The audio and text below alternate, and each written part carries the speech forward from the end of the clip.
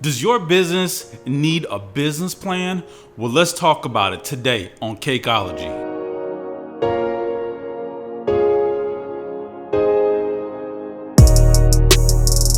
Welcome everybody, you know who it is. It's your boy B.O.B, nothing but the best of the best over here.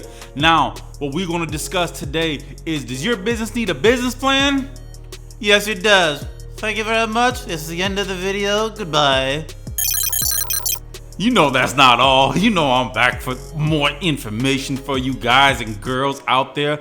Now, first of all, I'm gonna start with a little story, okay? So I was talking to a friend of mine today, and his significant other wants to start a Airbnb business. Now, what she wants to do is she wants to lease apartments, renovate them, lease condos, lease small spaces, put in a little work if they need it, and then rent them out on an Airbnb basis, okay? So we were talking, and the first thing that popped into my mind is business plan. It is really, really important that we get our thoughts, our plans down on paper, okay? It doesn't have to be a formal business plan to start with. As long as you're taking notes, as long as you're putting things in perspective and writing them down so you can get to them at a later point, okay? So when we were discussing this business, there were so many things involved in doing this, okay? You cannot just think about the perfect scenario and base your plan and your funding and your finances on that, all right? We can't fund our business with a dream. We can dream about it, but we also have to consider reality. That's what a lot of business people do not think about. So if we're going to start a business like this, what do we need to think about? Well, we need to think about, number one, our occupancy rate, okay? Is not going to be occupied 31 days out of the month. So when we make that plan, let's put in a reasonable occupancy rate. Let's put in our cleanup time. Let's put in our cleanup materials. Let's put in decoration. Let's put in a value for our time. What is our time valued for? What about the time that we're spending doing all these things, that we're spending doing the marketing, that we're spending doing the advertising, that the time that we're spending talking to customers, having them, showing them the apartments, so on and so forth. All of these factors are really what a business plan is about. I'm not here to discuss the formalities and the exact the template of the business plan. What I want you guys to understand and to know is that, listen, a business plan is those things. It is, well, what do you think your ups are going to be? What are your downs? Who's your competition? What are your expenses? What are you going to make after everything's all said and done? And if everything falls apart, what are you going to do? So, for us to accomplish this, we don't necessarily have to take on a daunting task on our head all at once. What we can do is, as thoughts come into our mind, as we're doing things that are a part of this business, let's take notes. Let's write things down. Let's do a voice recording of, listen, this is what's going on. So these are all the factors that we have to consider. Did we pay any subcontractors? What exactly did we put into the business? How much time? How much effort? How much investment? These are all very important items. All of these items you need to list, you need to categorize. You at least need to have some understanding of what can happen. When you go to a bank, when you go to a lender, they don't want to see unicorns dancing in the sky. They want to know from you a realistic plan, a realistic point of view. And that means, okay, if everything succeeds, wonderful. This is your exit strategy. So if everything succeeds, what are we trying to accomplish at the end? Are we trying to sell our business? Are we trying to get more investors? Are we going to expand? What are we going to do? Now, the flip side of that coin, if the business fails, for example, if we do not meet our goals, if we do not meet our objectives, what is our plan after that? What's plan B? Lenders, banks, investors, they don't want to hear a fairy tale story about how everything is going to end up perfectly.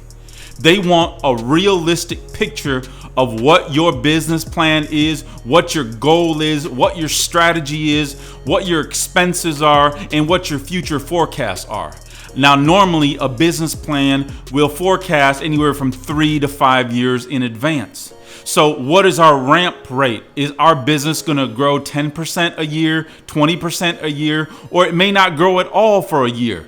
We might just break even. We might lose money in the year. But let's be honest. Let's be realistic. Now understand, the business plan, we can always alter it. It's not written in stone. These points always change. New ideas come up, new products come up, new ways, new processes. All those things can be developed as we go. So today, what my point of this video is to have you guys put things down on paper, make a recording at least, start getting things together to compile that plan. You don't have to do it yourself. You can hire somebody to do it. As a business person, as an entrepreneur, it is super important to be able to delegate responsibility. In this day and age, there's so much technology available. There's Fiverr, there's Upwork, there's Freelancer. There's a ton of freelancers out there that can make up your team. With us being the new age entrepreneurs, you don't have to have a store. You don't have to have a place where your employees are meeting and all in one place and having coffee and cream and donuts in the morning. Now, if you have that, that's fine. But some of us, we don't want that overhead. So a great way to do it is to hire freelancers. For example, I hire people all the time on Fiverr. I hire people on Upwork. I hire college students. I hire friends and family that are either working or in school on a part-time basis, on a project basis. You can build your team like that. That old thinking, that old scenario of having to necessarily have full-time employees that are at an office and working from 9 to 5. Now that's fine. It might work for some. But as a small business person, as an entrepreneur who wants to have that freedom, I mean, listen, guys and girls, we're in this for the freedom aspect of it more than anything else. We want to be business owners. We want to be entrepreneurs, not only because we want to be financially independent, but we also want freedom. We want that time with our family. We want to be able to pick up and go and work from an airplane, work from our laptops, anywhere in the world, anywhere in the country. You'll never know we're on vacation. I used to tell everybody I work with, I'll be back in a minute. And I'm on the beach working. They have no idea. I'm sipping and chilling. But they don't need to know, okay? Everybody has a project. Everybody's working on a project basis. This is really, really important for the modern day entrepreneur. So get your thoughts together, get them on paper, make a recording, and that is your business plan. Later on, we can have all those notes that you made. Those can be compiled into the formal plan that we can represent to a bank and to lenders and to entrepreneurs. But somewhere in there, you have to start. Okay? Now, it was funny because I was listening to the Discovery Channel and they were talking about multitasking. How we feel we can just multitask. We're just doing all these things at the same time. But we don't understand is that our brain is only capable of doing one thing at a time. It works so fast that we think it's doing multiple things at one time, but in reality, it's not. So it is really, really important for us to sometimes make a list of everything that's up here because it'll drive you crazy. Sometimes I'm around here I feel like I'm crazy. Like I done just lost it. But when I calm down and I write things down or I make a recording and put my thoughts and just download them from my brain, then I can have more things come into my brain. Okay? By the way, I don't know if you guys know, but my nickname was SpongeBob because I want to absorb the data like a sponge. I'm like Neo. I know Kung Fu. Now, another major important thing about having a business plan is that it's going to separate us from the rest of the crowd.